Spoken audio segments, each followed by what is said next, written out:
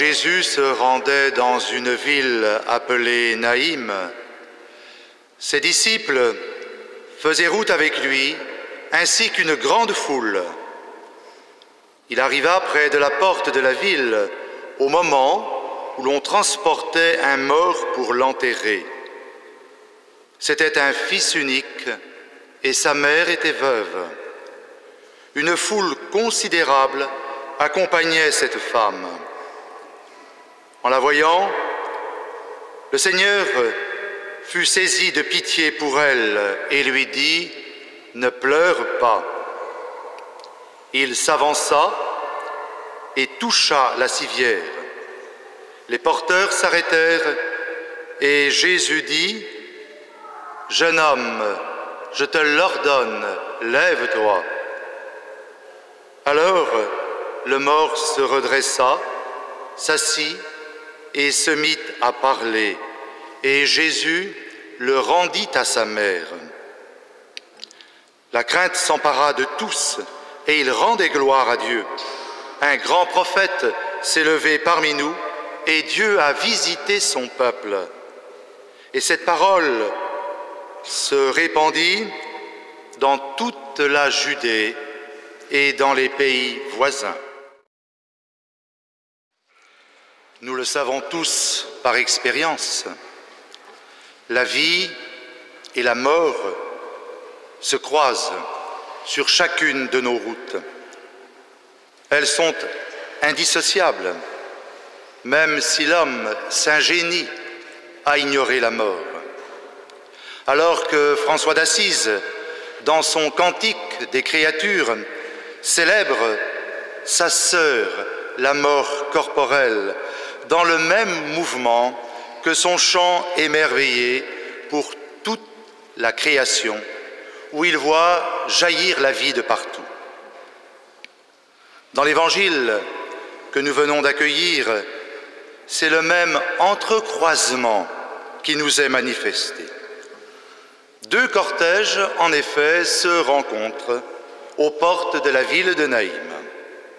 Le premier bouillonne de vie, Jésus, ses disciples, et nous précise Saint Luc, une grande foule. On peut imaginer l'enthousiasme de ce cortège. Ceux qui entourent Jésus ont déjà compris qu'il est vraiment un maître de vie. Il vient de guérir à distance le serviteur du centurion de Capharnaüm.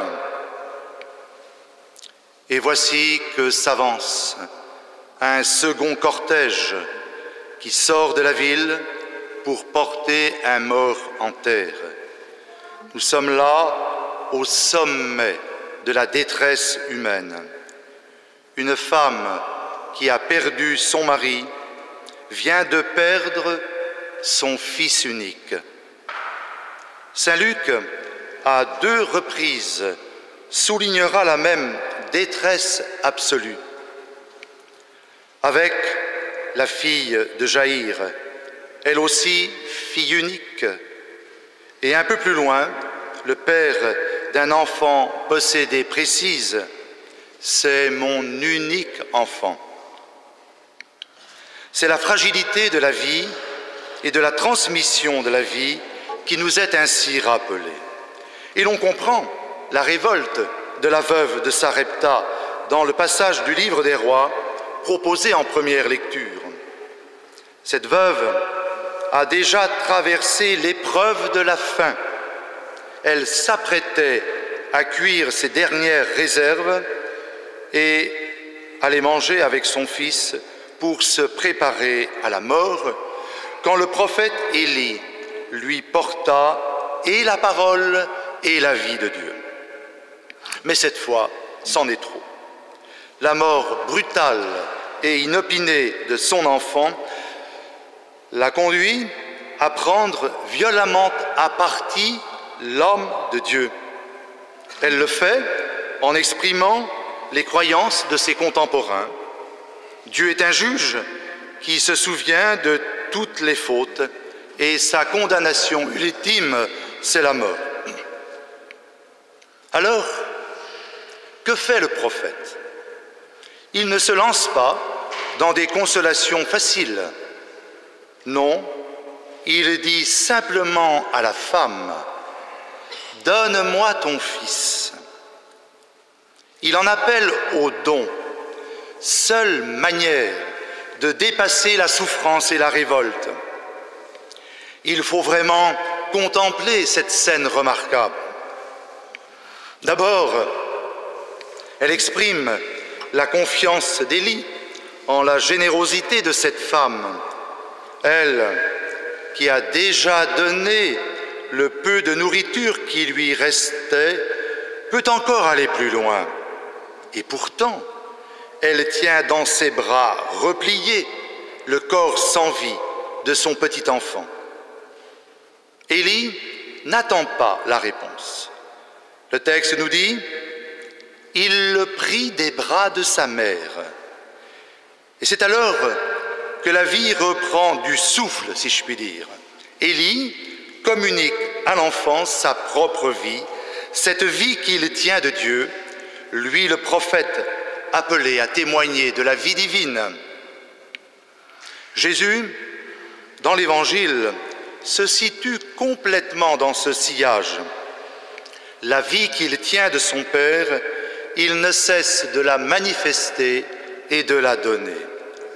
Il est touché par toute épreuve humaine. Tout au long de l'Évangile, nous le voyons comme dans le geste du semeur qu'il a si souvent observé, répandre largement, généreusement, la vie et l'amour qui en est la garantie. Luc nous précise que Jésus eut pitié d'elle. Le texte grec est beaucoup plus fort.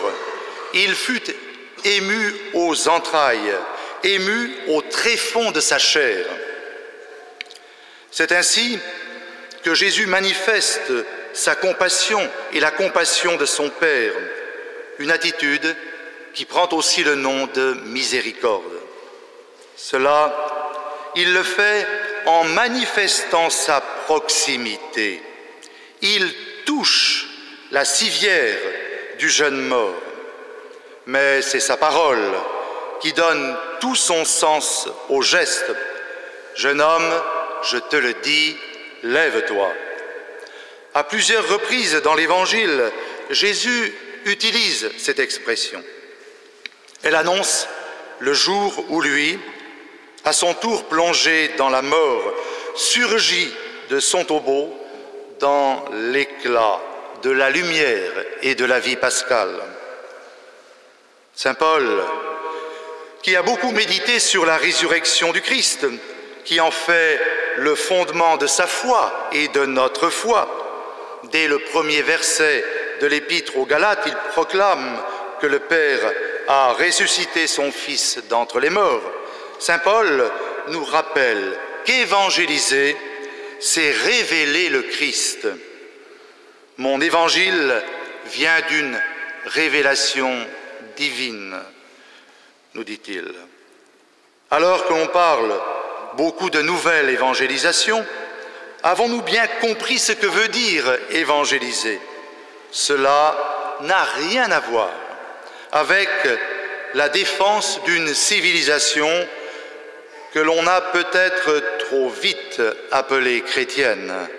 Certes, c'est un devoir de s'insurger contre tout ce qui porte atteinte à la dignité humaine, à condition cependant de n'oublier aucune des dimensions de ce qui fait cette dignité. Mais il ne faut jamais perdre de vue le fondement de cette attitude, la personne même de Jésus. Paul parle de la révélation qu'il a reçue. Il rappelle l'épisode du chemin de Damas qui fut pour lui révélation, c'est-à-dire le départ d'un dévoilement progressif et lumineux de la personne de Jésus-Christ. Avant de partir évangéliser sur les routes du bassin méditerranéen, il part 3 ans en Arabie. C'est lui qui vient de nous le préciser. Précisément pour laisser le Christ l'habiter plus pleinement ce qui lui permettra d'affirmer « Ce n'est plus moi qui vis, c'est le Christ qui vit en moi ». Tant que nous, chrétiens, nous ne nous laisserons pas habiter par le Christ, les chemins de l'évangélisation resteront des pistes sans issue. Cela doit se manifester dans toute notre vie et particulièrement dans l'expression de notre piété. Quand je vois dans notre basilique des fidèles se précipiter vers l'autel de Notre-Dame des Miracles en oubliant d'honorer le Christ Sauveur présent dans le tabernacle, je dois vous avouer que je me dis que les chemins de l'évangélisation sont encore bien longs à parcourir. Ce qui nous est demandé, et c'est là le but permanent de notre conversion, c'est de devenir Jésus. Certes, nous ne sommes pas encore transformés en lui, mais c'est chaque jour que nous avons à apprendre à devenir fils de Dieu. Tout est là. Si chaque soir, nous nous demandions comment, aujourd'hui, suis-je devenu un peu mieux fils de Dieu, alors nous serions disposés le lendemain à le porter en nous et à le porter aux autres. Amen.